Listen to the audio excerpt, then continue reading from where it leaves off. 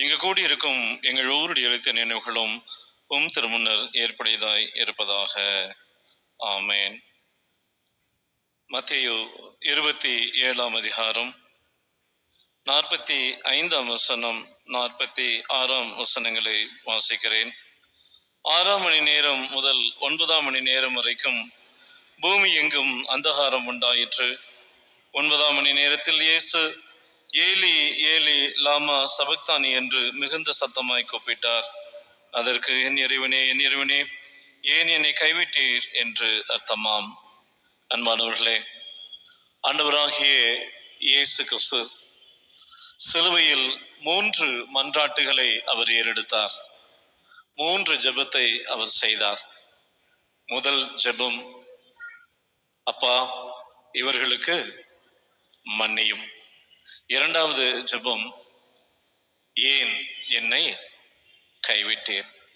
மூன்றாவது ஜெபம், கரங்களில் என் ஆவியை ஒப்புக் கொடுக்கிறேன் என்று 3 ஜெபத்தை அவர் செய்தார். இரண்டாவது ஜெபத்தை இன்னும் கொஞ்சம் ஆழமாய் நாம் புரிந்து கொள்ள நாம் அழைக்கப்பட்டிருக்கிறோம். பாரம்பரியமாகவே என் கடவுளே என் கடவுளே ஏன் என்னை கைவிட்டீர் என்கின்ற இந்த குரலானது அவல குரலாக, ஆண்டவர் அபயமிடுகின்ற குரலாக, தம்முடைய தந்தையாகி அப்பாவை நோக்கி அவர் கண்ணீர் விடுகின்ற கதறுகின்ற குரலாக இந்த பகுதியை நாம் புரிந்திருக்கிறோம். ஆண்டவராகிய இயேசு கிறிஸ்து அவர் சிலுவையில் அறையப்பட்டு கிட்டத்தட்ட 3 மணி நேரம் கடந்திருக்கிறது. நாம் 1 மணி நேரம் தாமதமாக இருக்கிறோம். 9 மணிக்கு அந்த சிலுவையில் அறையப்பட்டது என்றால் 12 மணிக்கு இந்த வார்த்தையை அவர் சொல்லி இருந்தார் என்று இறையியலாளர் சொல்லுகிறார்கள். இப்போது மணி 1. நாம் 1 மணி நேரம் கடந்துதான் அதே நேரத்தில் இப்போது நாம் சிந்தித்துக் கொண்டிருக்கிறோம். கிட்டத்தட்ட 12 மணி வரையில் இந்த காட்சி நடக்கிறது.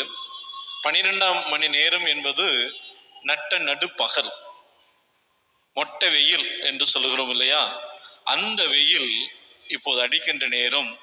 இயேசு கிறிஸ்து சிலுவையில் இருந்தபோது அது முழுக்க இருள் சூழ்ந்த நேரமாக இருந்தது. படைப்புகள் எல்லாம் படைப்பாளரின் இந்த செயல் காண முடியாதபடி சகித்து அவைகள் இருளடைந்து காட்சியளித்தன என்று இறையியல் அறிஞர்கள் சொல்லுகிறார்கள். ஆண்டவராகிய இயேசு கிறிஸ்து படைப்பாளரில் ஒருவர். அவர் சிலுவையில் தொங்கிக் கொண்டிருக்கிறார். படைப்புகள் அவரை காண சகிக்கவில்லை. ஆகவே இருள் எங்கும் சூழ்ந்திருந்தது என்று சொல்லுகிறார். இயேசு கிறிஸ்து சிலுவையில் அறையப்பட்ட போது ஏராளமானவர்கள் அவரை பார்த்து எள்ளி நகையாடினார்கள். இவன் உண்மையாகவே மீட்பர் என்று சொன்னால் இவன் தன்னைத்தானே மீட்டுக் கொள்ளட்டும், சிலுவை விட்டு இறங்கி வரட்டும். இப்போது ஆண்டவர் சொல்லுகிறார், ஏலி ஏலி லாமா சபக்தானி, ஏலி ஏலி லாமா சபக்தானி என்று அவர் மன்றாடுகிற போது சுற்றிலும் இருந்தவர்கள் எல்லாம் அவரை பார்த்து கிண்டல் செய்தார்கள். நமக்கு எப்போதுமே ஊழியக்காரர்களை கிண்டல் செய்வது மிக சாதாரணமான விஷயம். இயேசு கிறிஸ்துவை கிண்டல் செய்வது மாத்திரமல்ல, அவரை ஏலப்படுத்தினார்கள். அவரை மிக கொடூரமாக ஏளனத்துக்கு உட்படுத்தினார்கள். அதனால்தான் இப்படி சொன்னார்கள். அவர் என்ன சொன்னார்கள்? ஏலி ஏலி என்று இவன் கூப்பிடுகிறானே, ஒருவேளை ஏலி வருகிறானா என்று பார்ப்போம். ஏன் அவர்கள் ஏளனப்படுத்துகிற நோக்கில் இதை சொன்னார்கள்? ஏனெனில் வரலாற்றிலே எலியா என்கின்ற ஒரு தீர்க்கதரிசி இருந்தார். இந்த தீர்க்கதரிசி அந்த சமூகத்தினுடைய, இன்னமும் இஸ்ராயேல் மக்களுடைய ரதமாக, நெருப்பாக, மீட்பாக இருந்தவர். ஆகவே எலிசா எத்தனை அற்புதங்கள் செய்தார் என்றால் 9. எலியா 18 அற்புதங்களை செய்தவர். இயேசுவும் அப்படிப்பட்ட அற்புதத்தை செய்தவர். ஆகவே இந்த இயேசு எலியாவை கூப்பிடுகிறானே, அப்படி ஒரு அற்புதம் நடக்குமோ? நமக்கு பல சமயங்கள் அப்படிதான் விமர்சனம். இவங்க உண்மையான ஊழியக்காரங்களா இருந்தா பிசாசு அப்படிதான் சொல்லும். நாம் லூக்கா நற்செய்தி நூலிலே நாம் வாசிக்கிறோம் 3ஆம் அதிகாரத்திலே சோதனைக்காரன் இயேசுவை பாலைவனத்திற்கு கொண்டு போய், வனந்தரத்திற்கு கொண்டு போய் அங்கே சொல்ல, நீர் இயேசுவின் குமாரன் ஆனால் இல்ல, நீ இருந்தீன்னா பாத்திரியா செய்ய பார்க்கலாம் அப்படின்னு சொல்லு. ஆனால் உண்மையில் இயேசு கடவுளின் திருக்குமார், ஆண்டவருடைய மகன், கடவுளுடைய மகனாக இயேசு கிறிஸ்து இருக்கிறார். ஆனால் எள்ளி நகையாடுகிற பிசாசுகள் அப்படித்தான் பேசுகின்றன. நீர் எலியா எலியா எலியா என்று இவன் கூப்பிடுகிறானே, ஒருவேளை எலியா வருகிறார் என்று பார்க்கலாம் என்று எள்ளி நகையாடுகிறார்கள். என் அன்பானவர்களே, ஆனால் இது எள்ளி நகையாடுகிற சூழல் அல்ல, மாறாக ஆண்டவர் அபயமிடுகின்ற குரல். சங்கீதங்களிலே 22ஆம் சங்கீதத்தின் முதல் பகுதி இப்படிதான் தொடங்குகிறது. 22ஆம் சங்கீதத்தின் முதல் பகுதி வாசித்து பார்ப்போம் என்றால், சங்கீதக்காரன் இப்படியாய் தொடங்குகிறார். எப்படி தொடங்குகிறார்? என் கடவுளே, என் கடவுளே, ஏன் என்னை கட்டி வைத்தீர்? என் கடவுளே, என் கடவுளே. அமைதியா இருங்க, அமைதியா இருங்க, அமைதியா இருங்க, அமைதியா இருங்க. பிரசங்க நீங்க பண்ணணுமா நான் பண்ணணும்? அமைதியா தான், அமைதியா இருக்கணும், அமைதியா இருங்க.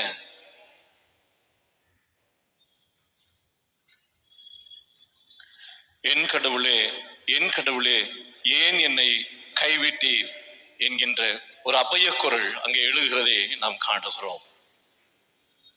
இதுவரை பாரம்பரியமாக சொல்லப்பட்ட ஒன்று. எப்படி சொல்லப்பட்டது? ஆண்டவர் எல்லாருடைய பாவங்களையும் அவர் சுமந்தார். அப்படி சுமந்ததினாலே அவர் பாவமானார். அவர் பாவமாக்கப்பட்ட போது பாவத்தை ஏற்றுக்கொள்ளாத சுத்த கண்டராகிய பிதாவாகிய கடவுள் அவரோடு இருந்த உறவை முறித்து கொண்டார். ஆகவே அந்த உறவு என்ன ஆயிற்று? இப்போது அறுபட்டு போனது. தந்தையோடு எப்போதும் ஒன்றாக உறவாடுகின்ற ஆண்டவர், கடவுளோடு ஒன்றித்து வாழ்கின்ற உறவிலே மகிழ்ந்திருந்த ஆண்டவர், ஆண்டவருடைய பிரசனத்தில் எப்போதும் திளைத்திருக்கக்கூடியவராக இருந்த ஆண்டவராகிய இயேசு கிறிஸ்து இப்போது அந்த உறவில் இருந்து அவர் பிளவுபட்டதாக இருந்த போது அதை தாங்கிக் கொள்ள முடியாதவராக இயேசு கிறிஸ்து இருந்தார். ஆகவேதான் ஆண்டவர் இப்படி சொல்லுகிறார், என் கடவுளே, என் கடவுளே, ஏன் என்னை கைவிட்டீர். இது ஒரு பரிதவிப்பின் குரலாக அது இருந்தது.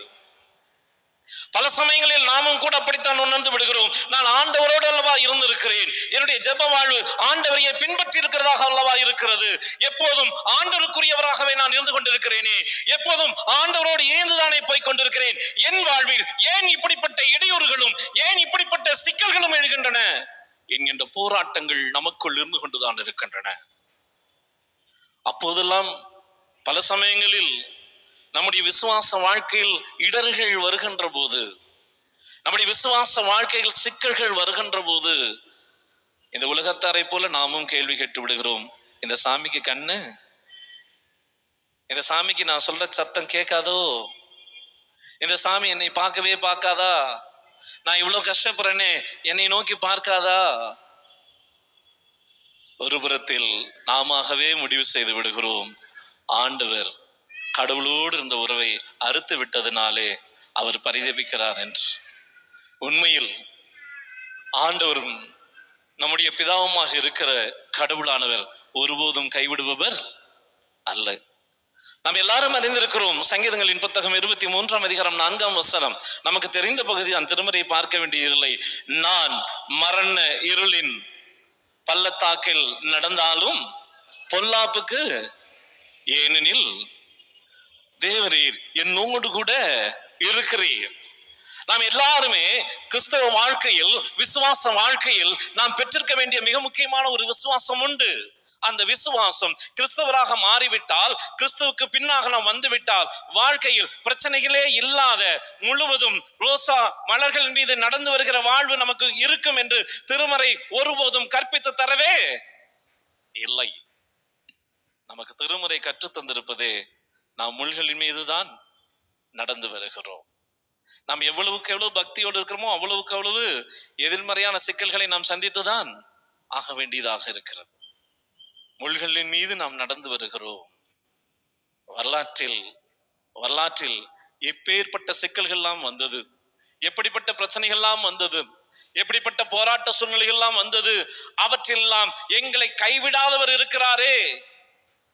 அப்படி கைவிடாமல் எங்களை நடத்தி வந்த கடவுள் இப்போது எங்கே என்று கேட்கிற சங்கீதக்காரனோடு தன்னையும் இணைத்துக் கொள்ளுகிற ஆண்டவர். அவர் வரலாற்றை இசைவூட்டுக் கொண்டே வருகிறார். பல சமயங்களில் ஆண்டவருடைய இந்த சிலுவையில் மொழிந்த 7 வார்த்தைகளுமே தீர்க்க தரிசன உரைகளாக, பழைய ஏற்பாட்டில் பயன்படுத்தப்பட்ட சொற்களாக, பழைய ஏற்பாட்டில் ஆளப்பட்டிருக்கிறவர்களை எடுத்து ஆண்டவர் பயன்படுத்துகிறார் என்றால் என்ன பொருள்?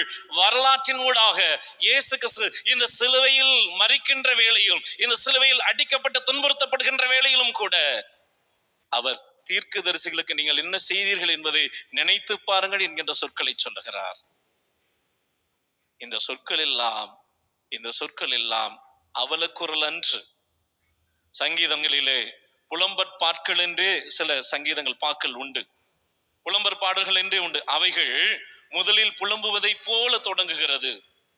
முதலில் புலம்புவதை போல தொடங்குகிற அந்த சொற்கள் அவைகள் அதற்கு அடுத்தபடியாக விண்ணப்பம் என்கின்ற நிலையை அடையும். அவர்கள் மன்றாடுகிற அந்த நிலையை அடையும். அந்த மன்றாட்டுக்கு பிறகு கடவுளை போற்றுகிறார்கள். இத்தனை சிக்கல்கள் எனக்கு இருந்தது, இத்தனை போராட்டங்கள் இருந்தது, ஆனால் கடவுளே நீர் நாங்கள் வெற்றி பெறும்படி நீர் எங்களோடு துணை இருந்தீர். நாங்கள் எகிப்திலே பாடுகளை பட்டோம். அப்போது எகிப்திய மாமன்னன் வலிமை படைத்தவனாக நாகரிகத்தின் தொட்டில் என்று அழைக்கப்பட்ட அந்த எகிப்திலிருந்து இந்த அடிமைகளாக இருந்தவர்கள் மீட்டெடுத்து வருகின்ற போது எங்களுக்கு எதிராக செங்கடல் இருந்தது.